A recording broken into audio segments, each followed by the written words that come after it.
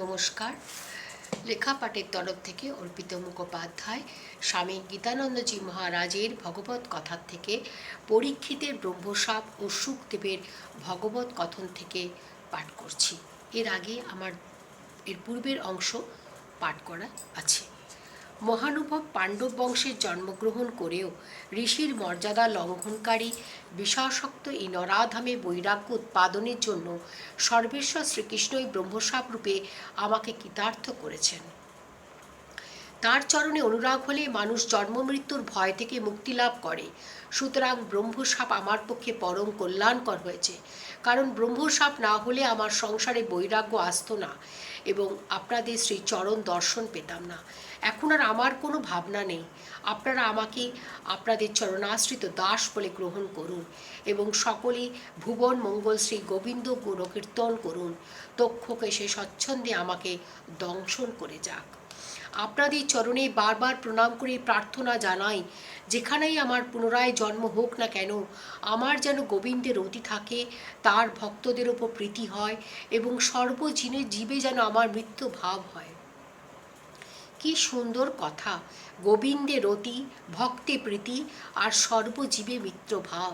পরীক্ষিতের কথা শুনে সেই সব লোক পাবন ঋষিরা বললেন, হে রাজশ্রী শ্রেষ্ঠ, যারা শ্রীকৃষ্ণের চরণ প্রাপ্তির আশায় অসংখ্য নিপ্রতিবন্ধিত রাজ সিংহাসন অনায়াসে ত্যাগ করে মহাপ্রস্থান করেছিলেন, তুমি সেই পাণ্ডবদের বংশধর। সুতরাং তোমার পক্ষে কৃষ্ণ প্রাপ্তির আশায় রাজ্য ত্যাগ করে প্রবেশন করা কিছুমাত্র আশ্চর্য নয়। এই রকম ব্যবহার তোমার পক্ষেই সম্ভব।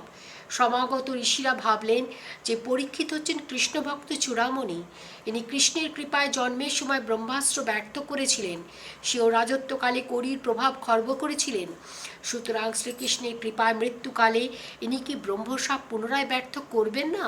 দেখাই যাক কি হয়। শ্রীকৃষ্ণ কি তার একান্ত শরণ ভক্তকে ব্রহ্মসাপ থেকে মুক্ত করবার জন্য ভক্তের কাছে আসবেন না?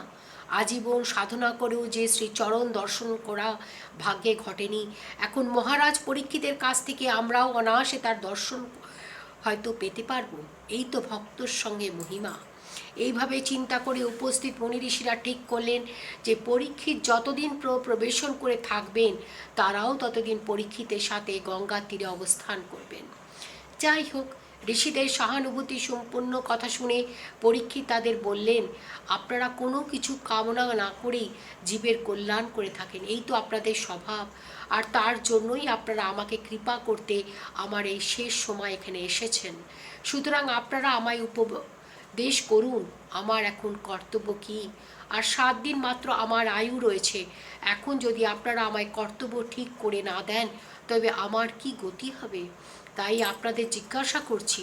পরীক্ষিত ঋষিদের আরও বললেন, সেই জন্য বিশ্বস্তভাবে আমার ইতি কর্তব্য সম্বন্ধে আপনারা আমার জিজ্ঞাসা করছি। আপনারা কৃপা করে বিশদভাবে বিচার করে বলুন, ম্রিয়মান আসন্ন মৃত্যু জীবের কর্তব্য কী? মহারাজ পরীক্ষিতের সমালোচিত যুক্তিযুক্ত প্রশ্ন শুনে সমাগত ঋষিরা ভাবলেন যে জপ, ধ্যান, যাগ, যজ্ঞ, তপস্যা প্রভৃতি বহু সাধনই তো রয়েছে। সেই সব সাধনার দ্বারা জীব যে কৃতার্থ হয় তাতে সন্দেহ নেই, কিন্তু 1 সপ্তাহের মধ্যে সিদ্ধিলাভ তো কোনো সাধনই হয় না। সুতরাং তারা তখন নিজেদের মধ্যে আলোচনা করছেন যে এই পরিস্থিতিতে তারা আসন্ন মৃত্যু পরীক্ষিতকে কি বলবেন। পরীক্ষিত যে বহু আশা করে তাদের মুখের দিকে তাকিয়ে রয়েছেন, ঋষিরাও মহা বিপদে পড়লেন। কারণ পরীক্ষিতকে যে যথাযথ উত্তর দিতে হবে ও তা এখনই দিতে হবে, দেরি করলে চলবে না। এমন সময় যে বয়ে চলে যাচ্ছে, এমন সময় পরীক্ষিতের ভাগ্যাকাশে যেন পূর্ণচন্দ্রে উদয় হলো। সেই সময় আজন্ম সংসার মুক্ত পরমহংস চূড়ামণি ব্যাসপুত্র সুখদেব নিজের ইচ্ছায় ঘুরতে ঘুরতে সেই গঙ্গার তীরে উপস্থিত হলেন। ভগবতে অতি সুন্দরভাবে সুখদেবের আবির্ভাবের বর্ণনা করা আছে। মুনি ঋষিরা যখন নিজেদের মধ্যে আলাপ করছিলেন যে পরীক্ষিতকে তারা কি জবাব দেবেন, ঠিক সেই সময় দেখা গেল যে নিজের ইচ্ছায় ভ্রমণ করতে করতে কোনো কারণ ছাড়াই ব্যাসপুত্র সুখদেব গৃহী অথবা সন্ন্যাসীর উভয় প্রকারের চিহ্ন বিরহিত অবস্থায় সাত্মানন্দে বিভোর ও উলঙ্গ অবস্থায় সেখানে উপস্থিত হলেন। কতগুলো বালক সুখদেবকে পাগল মনে করে তার দিকে ধুলো ছুঁড়ে হাততালি দিতে দিতে তার পেছনে পেছনে আসছিল। সুখদেবের শরীর কীরকম ছিল? উত্তরে ভগবৎকার বলছেন, সুখদেবের আকৃতি ছিল 16 বছরের যুবকের মতো। হাত পা এবং শরীর অন্যান্য অবয়ব ছিল অতি সুন্দর। আকর্ণ বিস্তৃত নয়ন, উন্নত নাসিকা, সুললিত কর্ণোদ্বয়, মনোহর ভ্রুযুগল শোভিত মুখমণ্ডল এবং কণ্ঠদেশ শঙ্খের মতো ত্রিরেখান্বিত।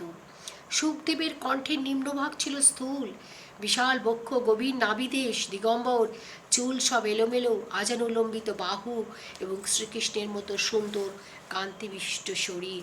সুখদেবের গায়ের রং ছিল শ্রীকৃষ্ণের মতো শ্যামবর্ণ। নব যৌবনের মতন অঙ্গকান্তিতে যুবতীদের মনোমোহনকারী। ভস্মাচ্ছাদিত আগুনের মতন গুপ্ত তেজ সম্পন্ন সুখদেবকে অনন্য সাধারণ লক্ষণের দ্বারা চিনতে পেরে উপস্থিত মুনি ঋষিরা সকলেই নিজ নিজ আসন থেকে উঠে দাঁড়িয়ে তার অভ্যর্থনা করলেন। প্রণাম।